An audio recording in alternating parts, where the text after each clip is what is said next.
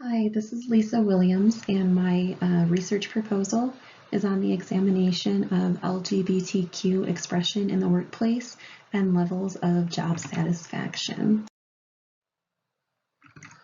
The purpose of this study is to suggest the notion of being able to freely express oneself in the workplace directly impacts one's level of job satisfaction, particularly regarding gender identity and sexual orientation identity. This paper suggests a mixed method design to determine satisfying factors about current roles of the participants by way of a Likert scale, as well as using semi-structured, open-ended interviews to determine persons within the LGBTQ community, their experiences with self-expression, appearance management, and job satisfaction. In the growing awareness of inclusive necessity in today's social climate, it has become vital to acknowledge identities of gender and sexual orientation. They're just simply more than this or that, but rather a spectrum. There are several labels of identities of both gender and sexual orientations. For employees meeting any of this criteria, concerns of safety, feelings of disrespect, and just feeling underrepresented can lead to little or no job satisfaction and can further lack incentive to succeed in their roles. These feelings can be mitigated by promoting freedom of orientation and gender expression in the workplace. But I wanted to know how this can be done with stringent dress codes in place.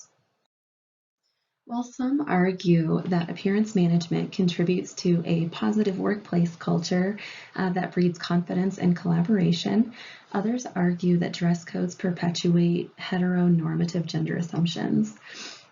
Kelly Reddy Best raises an important point regarding the primitive damage of dress codes. She was quoted as saying, "The regulations that may seem insignificant to some are reinforcing hidden prejudices embedded in social norms and can prohibit some individuals from comfortably expressing their gender identity." Because of this, I wanted to propose an avenue for research that seeks to find answers to this very important question. How does freedom of expression in the workplace impact job satisfaction of LGBTQ persons? To further analyze this, I found some relevant literature on similar areas of research.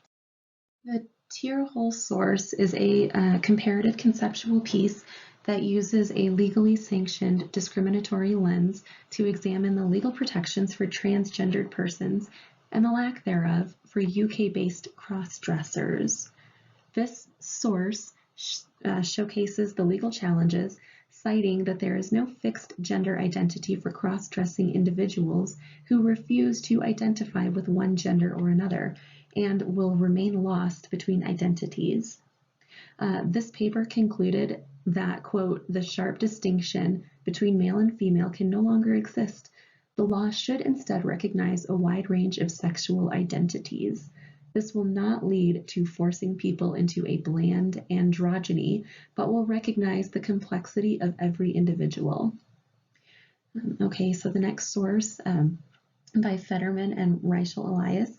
This examined how sexual orientation and gender identity impact perceptions of job satisfaction, personal safety, and diversity issues within 81 federal agencies of the U.S. government.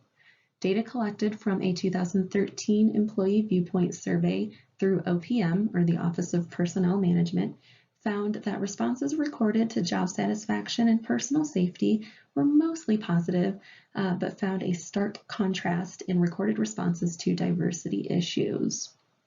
The next source, the Lipinska, Grobelny, and Wasiak article, the focus here was to study managerial and non-managerial positions held by women, job satisfaction, and gender role orientation. Quote, "Social role theorists report that because sex stereotypes derive from the traditional labor divisions, sex becomes a set of role expectations that people generalize across a variety of social situations," end quote. The researchers utilized the BEM sex role inventory and job description survey to collect data on masculine, feminine, and neutral characteristics and the measures of job satisfaction. They found that women managers with masculine characteristics were more satisfied with their pay than women non-managers possessing feminine characteristics. Moving on to the Ready Best article, this study sought to examine women under the LGBTQ umbrella with regard to workplace expression and dress codes, and was particularly interested in hearing about individual experiences. To gather this information, a qualitative approach was used to gain answers to semi-structured interviews. 6 different themes emerged in Best's interviews. These themes would include expressed sexual identity and appearance. Unwritten dress codes and work environments did not always allow for expression of sexual identity and appearance. Motivations for pressure or desire to conceal expression of sexual identity and appearance at work. Negotiations of revealing or concealing sexual identity and appearance in the workplace impacted levels of comfort and confidence. Verbal and nonverbal negative experiences related to appearance at work, and finally, received compliments about appearance at work. And finally, the Brouwer source offers case law on the stringent nature of dress codes, workplace standards of appearance, and the effects on gender, sexuality, professionalism, and class. Brouwer's conceptual paper lends to the burdens of women and sexual minorities intersecting with rigid employment controls that stifle comfortability of self-expression. Further, Brouwer outlines the dichotomy of how men and women are perceived at work, women on their performance and appearance, and men simply on their work. And this bolsters gender inequality, which ultimately exacerbates the notion that competence is associated with expression, class, and status. For my methods, participants would be recruited by identification to any LGBTQ criteria and from workplace organizations with little to no contact with public interfacing customer bases. This might include like call centers. So given that this area of study is seeking a social change initiative, taking a pragmatic mixed method approach would be effective in answering my proposed research question. The data collection tool for quantitative insight would be a 5-point Likert scalable survey to measure degrees of satisfaction at their current jobs. On the other hand, qualitative insight would be provided using semi-structured, open-ended interview questions.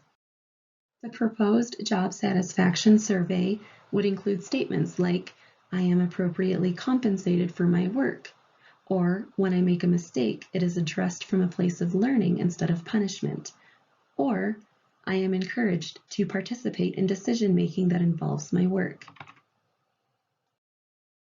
For more individualistic responses relating to expression, some prompts would include questions like, does your company implement a dress code? If so, please describe the policy. And how strictly is the dress code enforced? And what are the ramifications of non-compliance to the dress code? Buzzwords from these open-ended questions would then be coded and further analyzed with the data from the survey to answer the proposed research question. It is anticipated that LGBTQ persons would possess high levels of job satisfaction if they were allowed to freely express their gender and sexual orientation without fear of discriminatory retaliation. A foreseeable challenge to this study might include the credibility of the interview questions and the coding difficulties of such. But the interview would only serve as complementarity to validate the survey responses.